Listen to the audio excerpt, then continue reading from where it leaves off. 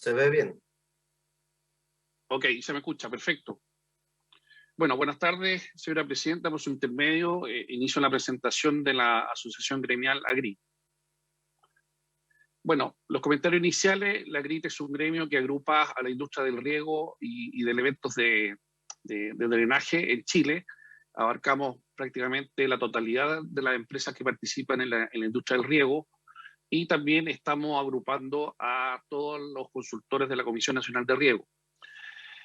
Nosotros el 3 de octubre de este año hicimos llegar a la Comisión Nacional de Riego un documento con propuestas sobre cada una de las indicaciones que se hacían, y por su intermedio, señora presidenta, solicitamos que ese documento sea parte integral de nuestro aporte a la comisión, y por tanto no voy a hacer referencia a él hoy día. El secretario ejecutivo lo discutimos personalmente con él en una reunión de directorio donde lo invitamos, así que eso lo doy por presentado.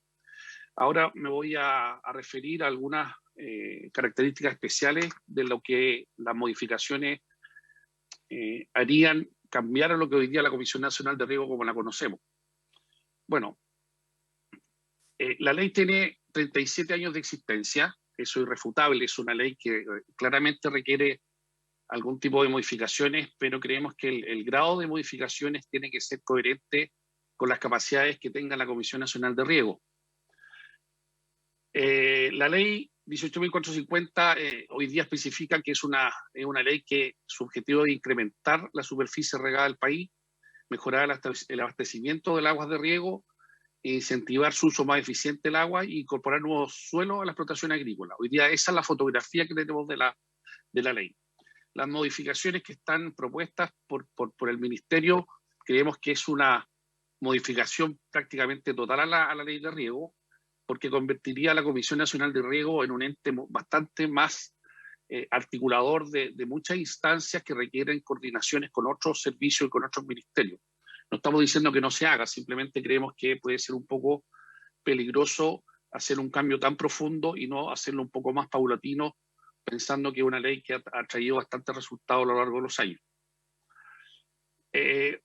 Bueno, primero, para no ponernos colorados en cuanto a la ley es un subsidio, lisa y llanamente un subsidio, y la OCDE hoy día nos tiene clasificado a nivel mundial, si lo ven ahí en la barrita roja.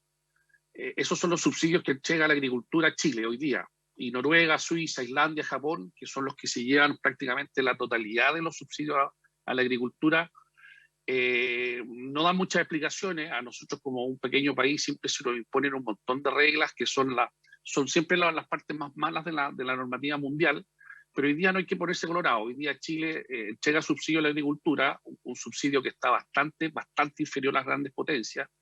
Por lo tanto, creo que la discusión no es si lo entregamos o no lo entregamos.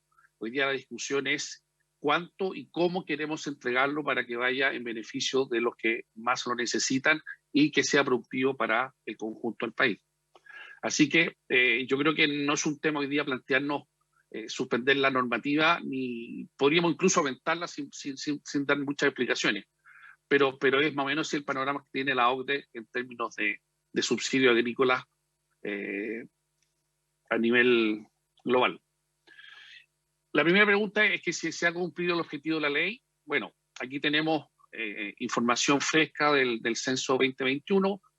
Al lado izquierdo tenemos un gráfico que muestra la superficie de riego y secano. Prácticamente la mitad de la superficie que hay en Chile hoy día está bajo riego, y a la mano derecha tenemos un gráfico donde especifica cómo está construido ese riego. Todavía del total del riego tenemos un 40% que es riego tradicional, es decir, hay un 40% que tecnificar aún, pero es una superficie muy alta en términos de uso de técnicas de riego para mejorar la eficiencia y aumentar la superficie de plantación. Ahora, ¿cuánto ha invertido el Estado? Muchísima plata, eso hay que decirlo. ¿Se ha focalizado o no se ha focalizado? Esas son las preguntas. A veces algunos intérpretes de la ley dicen que la ley se focaliza en cierta área o no, pero en realidad esta es una ley que está orientada a la agricultura. Por lo tanto, las regiones que tienen mayor potencial agrícola van a ser las que siempre van a aparecer en el top de ranking de las bonificaciones. Por ejemplo, todo el granero Chile, que vendría a ser la región del Maule hacia el sur, son las regiones que por aptitud agrícola son las que van a tener siempre mayor participación. No es que haya un desincentivo, por ejemplo, a la región de Antofagasta, sino que Antofagasta tiene menos aptitud agrícola, pero tiene a lo mejor más aptitud minera que la región del Maule o la región del Biobío. Entonces, el análisis regional no puede ser basado en el número de subsidios o en el número de plata que se invirtió en riego, sino que hay que calificar que cada región tiene una particularidad especial en lo que es agricultura. Ahora, en términos de los resultados, bueno, la ley hoy día especifica la ley tiene hoy día dos grandes patas. Una es incorporar técnicas de riego en obras de riego y la otra es agregar superficie de nuevo riego, ¿ya? Si vemos nuevamente, las regiones que tienen mayor aptitud agrícola son las que tienen mayor incentivo, o sea, las que han recibido mayor beneficio por parte de la ley, por lo que dije anteriormente, o sea, son regiones que están en el día de la producción de alimentos, y también son regiones que requieren un apoyo permanente a la agricultura. Y el subsidio que son obras civiles, que es el gráfico 5 que está a la derecha, vemos también que hay el apoyo a obras civiles, que sería, por ejemplo, canalizaciones de canales. Hay regiones que lo requieren, por ejemplo, las regiones más al norte requieren mucho apoyo para conducir la poca agua que tienen en las mejores condiciones posibles. Ahora, si entendemos que la ley de riego ha cumplido su objetivo durante todo este tiempo y lo ha hecho de manera bastante correcta, también hay que entender qué es lo que está aportando a nivel del bolsillo del agricultor los subsidios, los bonos de riego. Bueno, lo que finalmente entrega el subsidio es un porcentaje de la inversión de riego. Por ejemplo, en el cuadro de la izquierda, donde aparecen 3.725.000, por ejemplo, un pequeño agricultor que opta al 90% de su proyecto, el Estado le va a entregar el 90% de esos 3.700.000. Y un agricultor que le tocó el 40 o el 60% va a ser un porcentaje de ese total. Pero ese agricultor, de alguna manera, tiene una responsabilidad durante los próximos 10 años. Ustedes saben que un proyecto que se aprueba a través de la Comisión Nacional de Riego tiene una obligación de durar 10 años en el tiempo, ¿ya? Y la Comisión Nacional de Riego lo que hace es bonificar previo las instrucciones de recepción de proyectos que hace la Dirección de Obra Hidráulica. Y posteriormente, que entrega el bono y empieza el proyecto a ejecutarse, es el SAC el que tiene la misión de resguardar que el proyecto tenga una permanencia durante 10 años.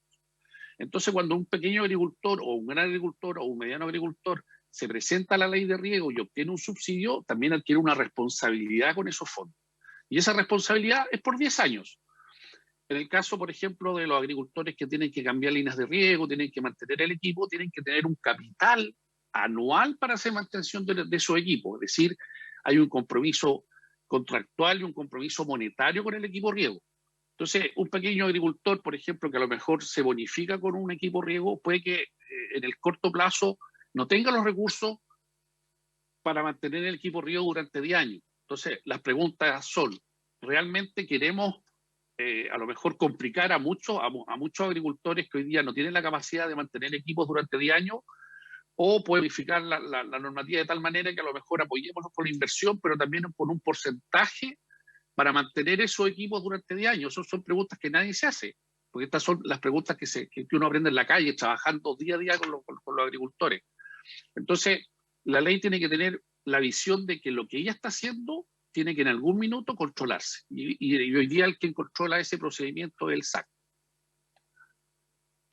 Las críticas generales que se producen hoy día a la ley en el estado que está son las siguientes. Dice que Chile es una potencia alimentaria y que bajo ese paradigma la ley está subvencionando al sector agroexportador. A ver, la ley es una ventanilla completamente libre, de libre acceso, donde cualquier agricultor puede postular sus proyectos, y ustedes han escuchado al secretario ejecutivo las posibilidades de modificación de concursos que hoy día la Comisión Nacional de Riego tiene. Es decir, la Comisión genera un calendario anual de concursos donde establece en cada concurso los montos y los requerimientos y las condiciones para participar.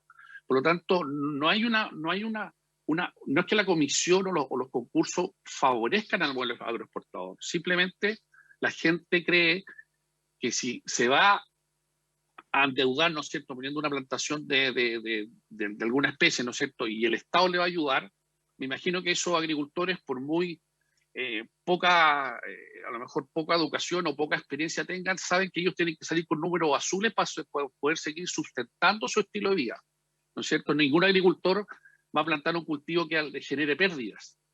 Entonces, no podemos esperar que los agricultores vayan a la ventanilla, por ejemplo, queriendo regar lentejas, porque con las lentejas no va a tener los recursos finales, ¿no es cierto?, para hacer durar un proyecto durante 10 años.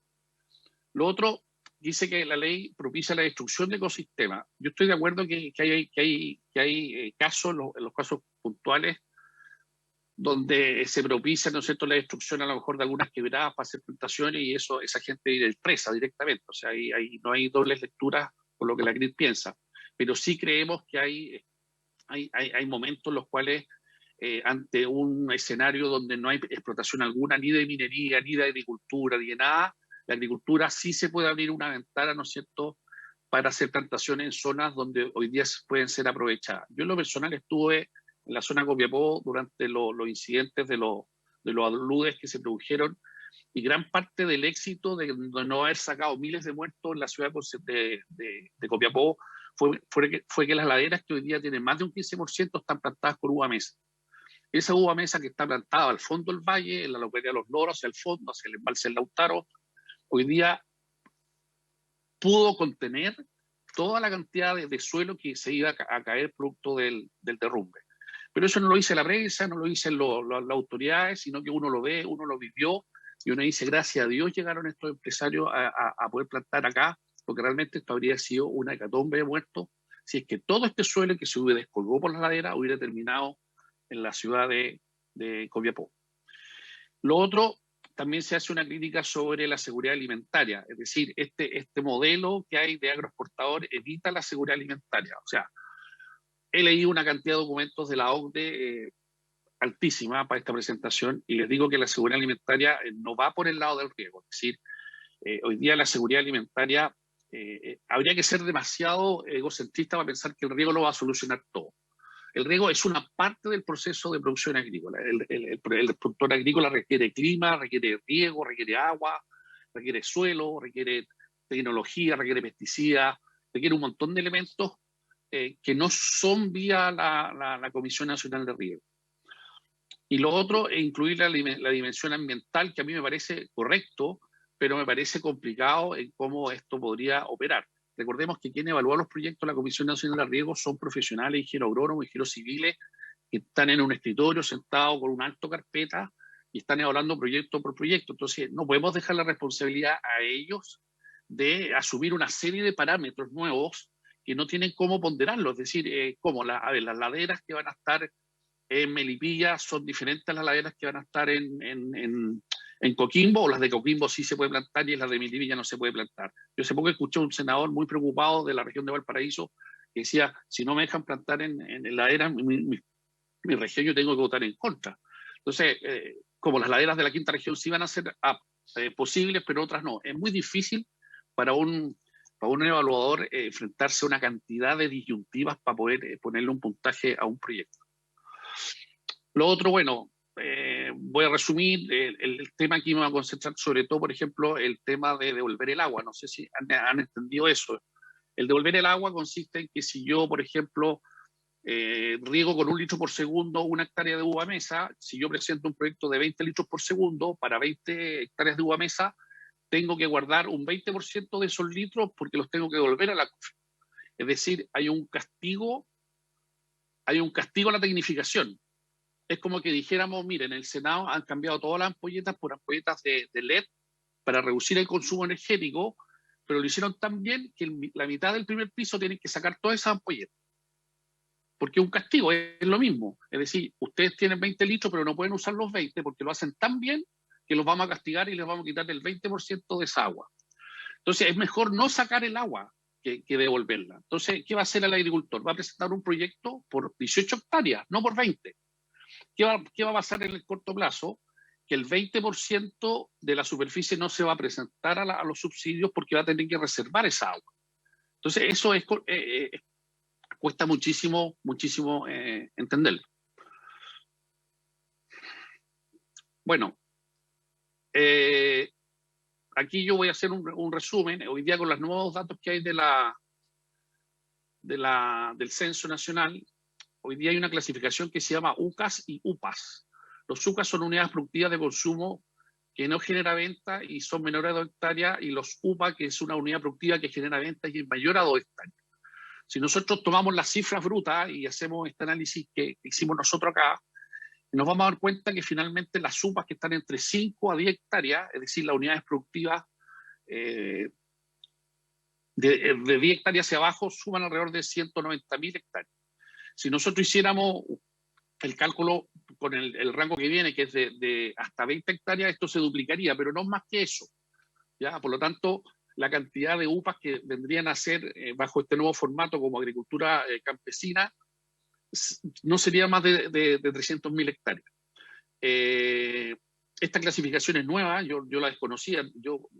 Nosotros estábamos formados en la clasificación que eran 2 hectáreas de riego, pero hoy día están clasificados así de 5 en 5, es decir, 5, 10, 15, o sea, 5, 10, 20, después viene 50, creo, y después más de 200 hectáreas. Entonces hay que hacer un análisis nuevo con respecto a lo que es la agricultura familiar campesina con el censo nuevo. Yo creo que esos datos son los válidos. Bueno, hay 2 regiones que producto de su gran superficie alteran las estadísticas, que es la región de Antofagasta y la región de Magallanes, para que la estadística represente efectivamente lo que es la agricultura real en Chile. Ahora, si agrupamos estas UPAs por región, nos damos cuenta que la mayor cantidad de esta agricultura familiar campesina o esta pequeña agricultura está concentrada en la región de la Araucanía, los lagos, Biobío, el Maule y los ríos. O sea, en la zona sur estaría puesto el foco de las nuevas inversiones y del nuevo apoyo que haría la Comisión Nacional de Riego. ¿Qué pasaría con el resto de las inversiones, el resto de las regiones? No lo sé. Pero si se enfoca solamente a la pequeña agricultura, estarían enfocados en estas regiones. Ahora, con los nuevos cambios de la comisión tendría que tener un pool de expertos y de relación con los servicios que sería más o menos como la describimos acá. Tendría que estar coordinado con el SAC, con el Ministerio de Ambiente, la Dirección de Obras Hidráulicas, la Dirección General de Agua, la Tesorería, para saber si es que los agricultores realmente están haciendo trampa o no en la postulación, con el conservador de los bienes raíces para verificar si esos propiedades son de los hijos o van a ser de los nietos, cómo está ligado consanguíneamente la propiedad.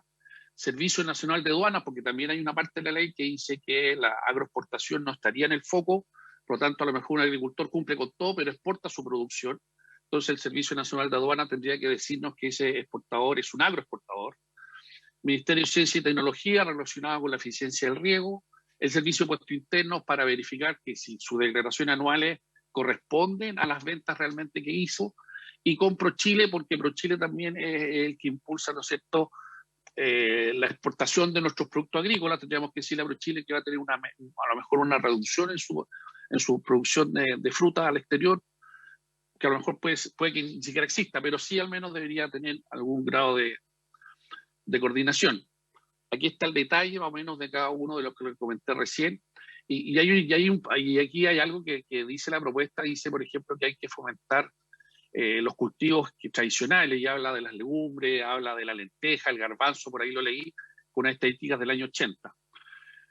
Por una parte, vemos la ley, decimos que esta ley es antigua, que hay que modificarla, pero cuando queremos usar estadística usamos la del año 80. Entonces, no, hay que usar la del año 2021. La del año 2021 nos dice que los grandes productores de legumbre en el mundo no están en Chile, están en los países desarrollados, donde un agricultor, por ejemplo en Canadá, tiene 1.000 hectáreas de lenteja. Esas 1.000 hectáreas de lenteja las cosecha con máquinas, las fumigas con avión, envasa la lenteja y la distribuye a todo el mundo.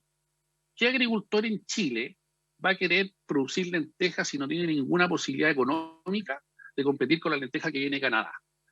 Entonces, la pregunta es, si realmente queremos fomentar el uso, la plantación de cultivos tradicionales, tenemos que alterar el mercado. Tenemos que poner precios bases de compra, tenemos que poner limitaciones en las importaciones, tenemos que fijar precios de compra, tener un poder comprador para los pequeños agricultores, porque los pequeños agricultores no son tontos, ellos no van a querer producir productos que van a salir con números rojos, van a querer producir cultivos que les dé para tener alguna utilidad y poder gozar el esfuerzo de su trabajo.